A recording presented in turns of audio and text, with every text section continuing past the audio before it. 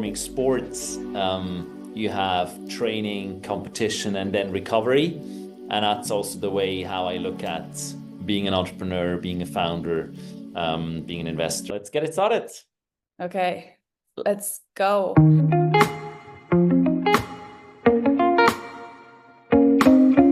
Yeah, thank you, Adrian, for taking the time. It's super great to have you joining the DSM Connects podcast. I think it's very much with a vision. I want to share honest opinions and thoughts and lessons about being an entrepreneur, being an investor, what it feels like to be in the field. And so, yeah, welcome. Thanks. Well, thanks for having me. Of course. So I wanted to start with a very simple question. So who is Adrian Locher?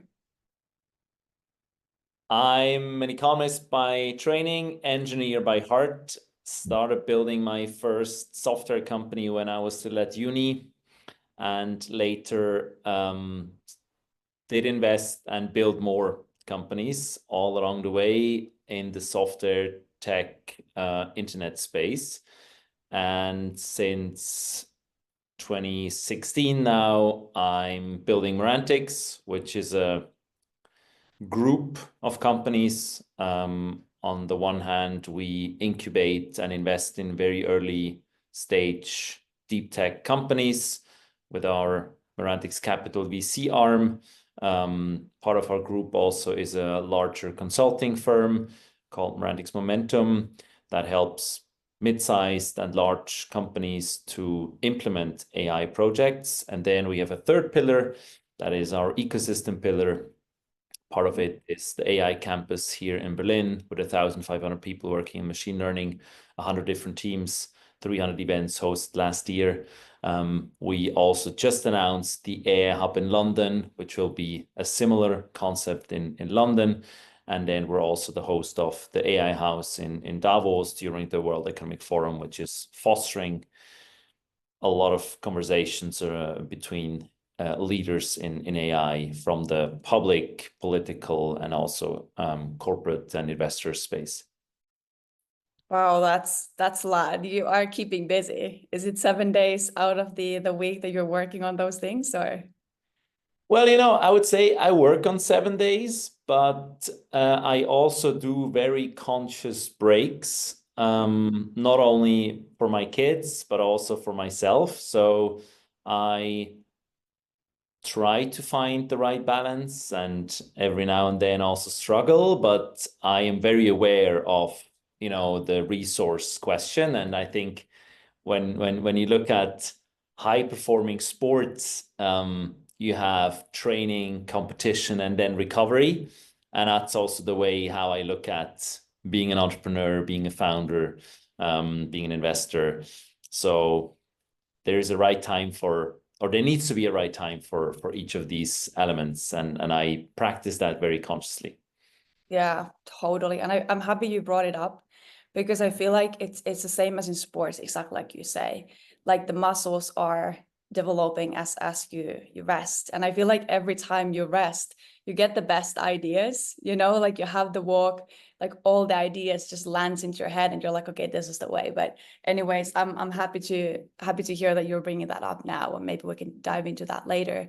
But just to kind of zoom out and see more as a big picture, just to simplify, if there were a one word that you would describe your, I don't know if I should say life, because I feel like as an entrepreneur, like career is probably not the right word. What that would be? I'm a builder. Yeah. I think that word would be builder. I started building things with wood with my dad when I was a kid. Yeah. I later went into building computers and then softwares. And today I'm building companies. Amazing. And how, yeah, I'll get to that later. Okay. But that's great. Thank you. And I feel like when I see kind of like all the things you're doing, you're combining a lot of different skill sets, right? Like it's almost like different skill sets and roles and hats, which obviously as an entrepreneur comes across. But if you're an when you're investor, builder, entrepreneur, it's a lot of different skill sets. So if there is something that you've been, thinking as like, how do you see like that from the distance, and you try to see like what was like your turning points in terms of like all those different intersections, what that would be like. We sometimes have like those people or moments or places that kind of just opened just on time and gave you the window. So is there something that you have in mind? Yeah, I think there are two events or turning points that come to mind when you ask like this. So the very first one was right at the beginning, when I was at uni and I was being offered, and I also accepted an internship at Goldman in my second semester. Oh wow. And I did that because that's what you did Yeah. when you studied where I study. So I studied St. Gallen, and in St. Gallen at that time, you either went to a large consulting firm, McKinsey, or you went into investment banking, Goldman. And so I did do that because everybody around me was doing it. And so I accepted. And then I think 3 days before it actually started, I declined. No And way. everybody was like, yeah, are you out of your mind? Are you nuts? Like, and I was like, no, but I just don't feel this is what I'm really truly interested in. Yeah. And so I said, no, I'm gonna follow my passion. And my passion was building software. So instead of going and doing an internship at Goldman, I started building software for clients and later built the company with other friends I met who did the same. And that's what got me started as an entrepreneur, really. So that's definitely one of the defining moments when I realized, hey, I actually feel very passionate about what I'm doing. And even though from the outside it wasn't, glorious, glamorous as, working for a London, New York investment bank would be. So in the beginning, of course, I also had to find myself in this and in this software company. At the beginning we were working for small local firms, instead of doing the large shiny projects at the multinational firm. Yeah. um, but then again, I just followed my gut there and my intuition, and I was like, hey, I'm actually enjoying this a lot, so continuing. Did um, I quickly ask, did you ever have a moment when you regretted it, or like you had a moment of doubt if things didn't work out, or I think doubt all the time. yeah, Um, Regret, no.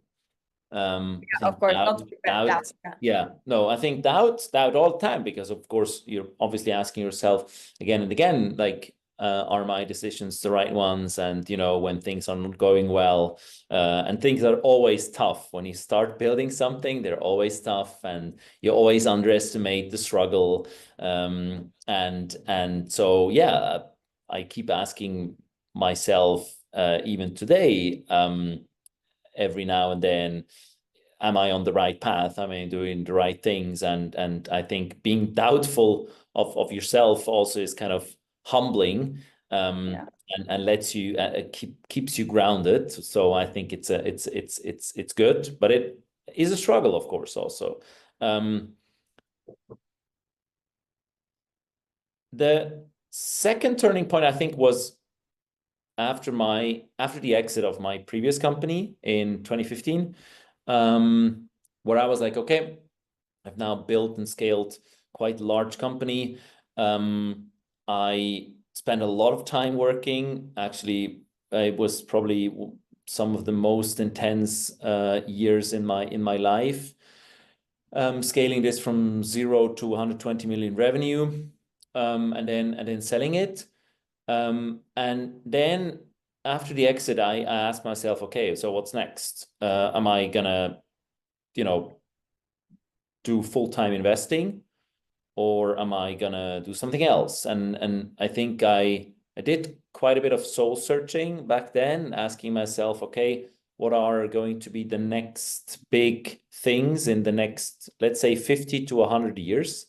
Then the second question was, what of these topics is truly fascinating me and it's really close to my heart? And the third question then was, okay, and in which of these areas do I have an unfair advantage? In which areas can I really contribute something? And I think that's how I ended up looking at AI machine learning, Yeah. and getting more and more into that. Also going back to uni, doing some courses in Stanford, and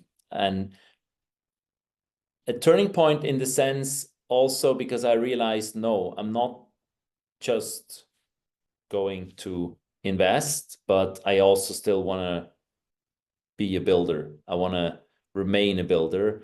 That's who I am, and that's also what I enjoy the most. And building something bigger than, just one company, building an ecosystem, building an investment platform that can help other founders become successful was sort of like my inspiration. Yeah. And that's what got me started with what today has become the Merantix Group.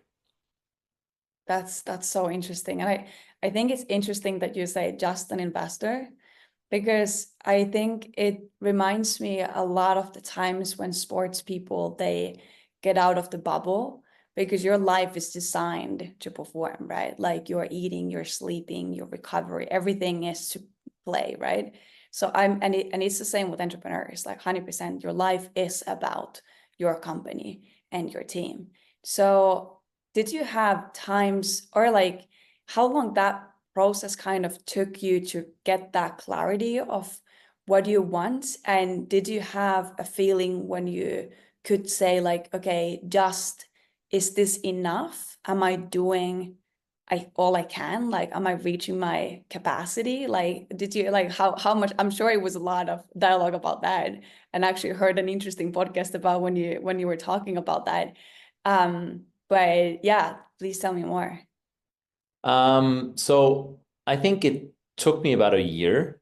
It was also sort of like a sabbatical that I forced myself into, consciously not to pick the next thing too quickly and really spend enough time looking at other opportunities, other alleys, and also exploring things before, committing to something as a next step.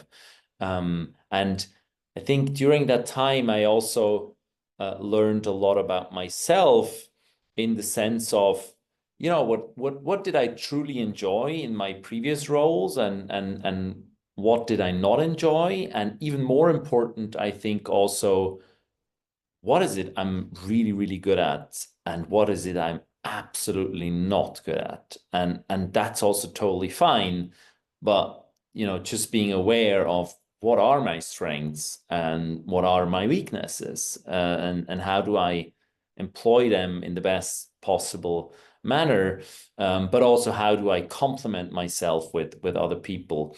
And yeah, I think, look, building something new then is always a challenge again. And until today, I think even though we're now 8 years into building the Merantix Group and the different parts, I still have moments when I doubt whether, we're doing the right thing, we're quick enough, we're focusing on the right things. And I think having these doubts and also doing having these mental struggles, I think also gives you a lot of way to look at your decisions, reflect on them, and also turn around when you feel like, okay, this is not going the right direction. So I think as an entrepreneur, I don't want to be afraid of cutting things, of stopping things, of turning around, of admitting mistakes. and failures that I was doing and that happened, but rather I want to be able to realize them quickly so I can adjust the course and find the right way.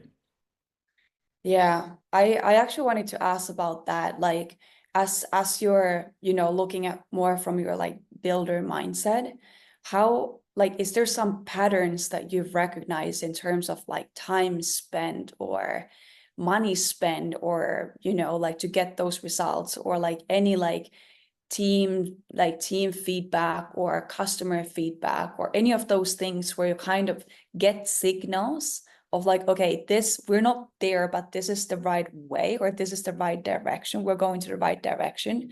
And even maybe sometimes it's taking more time. If you see certain lights, you think, okay, it's we are still on the right path, or you see certain things that you're like, no, this is not going to work. Is there some like patterns or any lights, I guess, that you've been able to recognize as you've been building different companies? Yeah, on the investment and building side, Merantix Capital, I think the most important part of what we do is validating ideas and finding commercial traction. And then building the team that can operate on this and build it. So that's our superpower. And I think finding commercial traction, of course, always can have different shades and can look differently, but ultimately it's you're offering a solution to a client and they absolutely want it. They want it so badly that, let's say, when we incubate the company, then we usually start with paying customers at the moment when there's not even a product. There is an idea. And with that idea, we try to convince customers whether they are willing to buy. And willing to buy means they're willing to enter an early client design partnership and actually build the product with us. And if we find 2, 3, or 4 of these clients, then you can usually attest that, yeah, there's probably a market for that. And apparently the problem is so big that, someone is so, let's say, desperate to even buy from a company that doesn't even yet exist and a team that is just about to be set up and a product that is about to be built, and engaging at this very early stage in a serious matter, which also means you're committing money, actually then gives quite the strong signal, okay, there is something. And once we have that, we then think about, okay, what's the ideal team that can actually execute on this initial go-to-market strategy. And it's pretty similar also, I now describe the incubation part, and then we have our investment part where we invest in very early stage companies that are a bit further down the road. And with them, it's also still pretty much the same, right? It's all about this commercial signal. Are you really solving a problem for a group of customers that matters? So is there a big market behind? And I think the truth about early stage investing is it's very hard to make it completely data driven, right? Because there is just not a lot of data. There is only initial signals that you then need to interpret. And also it's quite a big leap of faith that you need to take, whether it's actually going to work. But at the same time, that's, I guess, also what makes the early stage so interesting and exciting. Yeah, totally. And timing as well.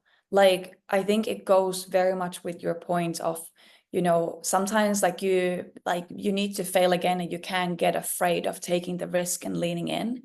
And sometimes like timing is a big factor. Like maybe at that time when you tried it for the first time with a certain way or certain products, you didn't have the right team in place, or the market was not ready. So this is a question I wanted to really ask. Is there some mistakes that you have repeated kind of many times, or because in the end of the day, we need to also learn and unlearn, like, you know? So is there some mistakes that you kept repeating and you said like, okay, like that is still a mistake, you know, like it's not going to change over time or over team?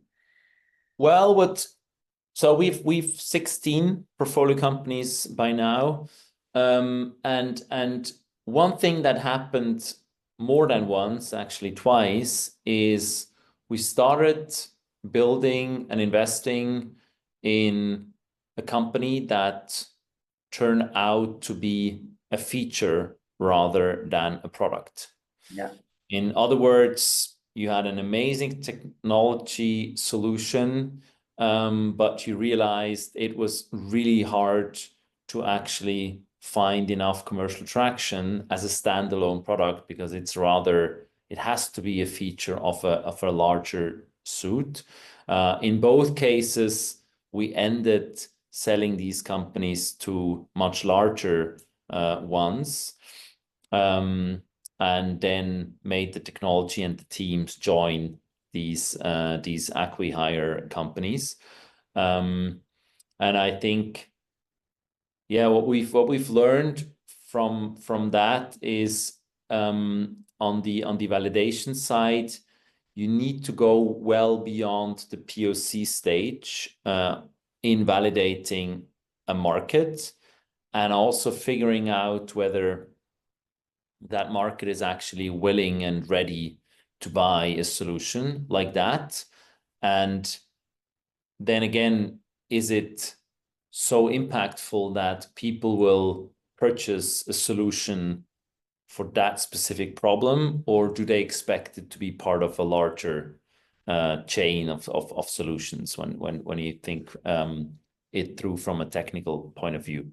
That is, I think, a mistake that is not, it's hard to completely get rid of this risk, I think, but we've also become over time much better in trying to assess the market in a broader sense, and also defining the factors, defining the signals we need to see from the commercial side of things before we start executing on building and investing in the company. And just to give you a concrete example, in one of the companies that we started in industrial applications and robotics, we said, okay, look, this is a super interesting solution, so let's go out and find clients. And let's find 3 clients from 3 different industries that apparently have the same problem. If we're able to sign them for pre-commercial or let's say design partnerships, then we have validated that there is enough space in this market, because apparently different industry sectors seem to have the same problem. And that's what happened. And then once we had these 3 big clients signing up, we started the company. Interesting. But is it also, when you say it was a feature and then it was sold to another company, is it also like that ambitious person talking that it almost feels like, I don't want to say a failure, that would be definitely wrong word to say, but you would feel like not 100% or 200% satisfied with the outcome? No, not at all. Like, not at all. I mean, even if you recover your investment, I'm not at all satisfied, because we had much higher hopes and we had much higher ambitions for this company. So no, to me, I cannot say, well, I have to say it felt like a failure, even though you can argue how big of a failure, but still, to me, it felt like, oh, we missed something. And that's a terrible feeling, of course. And at the same time, it's still better than writing things off completely, right? Totally. But is there a case where selling a feature to other company would be a success? Like, for example, I think now that you mentioned robotics as well, very interesting example, where I think a lot of companies are trying to decide whether they just do hardware or they focus on the software or they try to do 360. And in some cases, when you try to do it all, you might fail because of that. And some companies, they become so great because they're so focused on the niche and they do it so well. And then from there, they're able to build a platform. So I guess my question is can you build a feature or a niche where it is a success? Like, do you have a take on that? Because maybe you tried that too, like when you were building those companies. I don't know. No, I mean, I don't think that's possible from a VC return perspective, to be honest. I think when we're talking about, selling the whole company, when we're talking about selling a feature into a niche that is big enough and creates enough value, so you also have pricing power, then you can still build a great business model. So I'm not saying this is totally impossible, but usually venture is all about increasing your share of wallet along the value chain, being able to vertically integrate, building a business model around a moat that you create, and that also gives you pricing power. And when you're just a feature, that's very rare. And to give you very concrete other example also, one of our companies is in breast cancer screening, imaging, in the healthcare domain, and they very purposefully decided against just building the algorithm that analyzes images and then sell this to doctors or even the OEM that build these machines, the scanners. But rather they decided to go for a fully vertically integrated value chain in providing screening services end to end, which gives you the ability to then also build out a data-driven moat. And then on top of this data and on top of the models, also venture into adjacent fields of the value chain, right? So when you do screening, you then also can move into the diagnosis, or let's say treatment recommendation space. But that's only possible if you really own the data in a broader sense. And for that, you cannot just deliver the algorithms. Yeah, that makes sense. But how do you see that as an investor then, especially you're mainly sitting in Europe now. So as a European-based investor, very focused in AI, how do you see that? Because obviously, like you have the market where you need to get quick response, and it's very different to the US as well. So yeah. No, that's one of the reasons why we're so focused around what we call the application layer, right? Yeah. So we don't think there is a big space or there is a big market, or let's say a market for many, many players in the infrastructure layer, large language models, chips, and really the infrastructure that powers machine learning. So there's going to be a few. Think of today's cloud computing market, right? There's 4 or 5 bigger players, and this model layer will look pretty much similar. And the application layer, on the other hand, is also where we think you can build companies out of Europe that become global leaders. And pretty much in a similar fashion that you have a lot of leading industry companies in pharma, healthcare, manufacturing, robotics, even fintech, that come out of Europe and dominate global markets. And we do think that in all these industries where we have a lot of strengths in Europe, it's also totally possible to build the next generation of companies that are based on this very active industrial ecosystem, that are also based on the really talented people that are educated in Europe in these domains, including AI, machine learning, and then use that strength to build out a company that starts in Europe, but then becomes a global player. Interesting, because that kind of goes with your previous point of validating those ideas with XYZ companies or X number of companies before kind of like hitting full on with the road, right? Yeah, totally. Look, if you look at the leading companies in a lot of fields, they're actually European. And so why would we think the next generation of companies in those industries that are powered on AI, machine learning, shouldn't be European ones? I think we also need to be a bit more assertive here and be a bit more self-confident about the strengths, but also decide where do we not want to compete, right? So we are an investor that wouldn't want to compete in the infrastructure layer. I think infrastructure layer can be an interesting one, but we have decided it's not one for us. Yeah.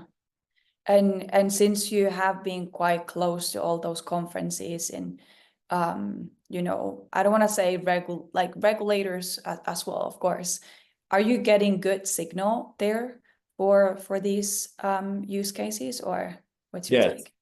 I think there is a lot of willingness, and there is also a lot of realization that the time is now.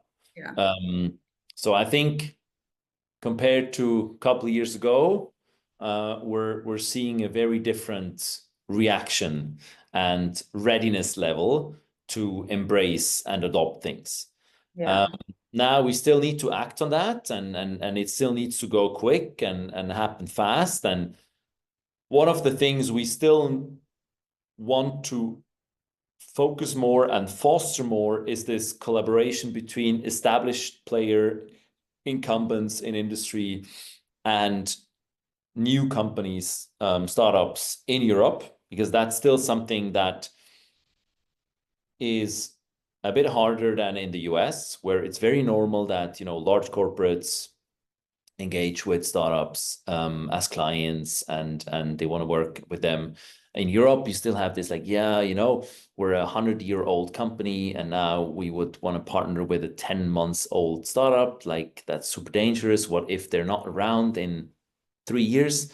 And I think that's also one of the other superpowers that we have is we can build the bridge there, because we can obviously vet the company, the startup, and we have worked in different fields in our group with many other large industry players, incumbents, large corporates already. And so they trust us. And so we can, you know, link them and build this bridge. Yeah, and they've seen it working. So I feel like they're way more open to kind of, yeah, have that avenue. But are you saying that corporates are partnering, or are they also like very, you know, leaning in with investments? Because I feel like the large ones in the US are investing heavily, whether it's chips or LLMs or app layer. So do you think it's more the partnerships, or is the capital following with this? Yeah. No, I think that's a great question. I think we're seeing a lot more beyond partnerships now. I think we're also seeing a lot more investments. And I think it's a good thing. We also, you know, in our fund, we have a couple of corporate LPs that decided against, you know, doing their own venturing, but instead invest in several venture funds to gain access to knowledge, data, you know, trends, but also actual experience in how to adopt and implement those topics. So I think we see a higher willingness to adopt this technology today than it was 5 years ago, and I think that's very good. It's a very good signal. It always needs to be more, right? So Yes. we're always on day zero, so we still encourage companies to engage a lot more and do a lot more, and also adopt a more failure tolerant mindset, right? Because if you do early stage things, you have to be ready to accept that not everything is working.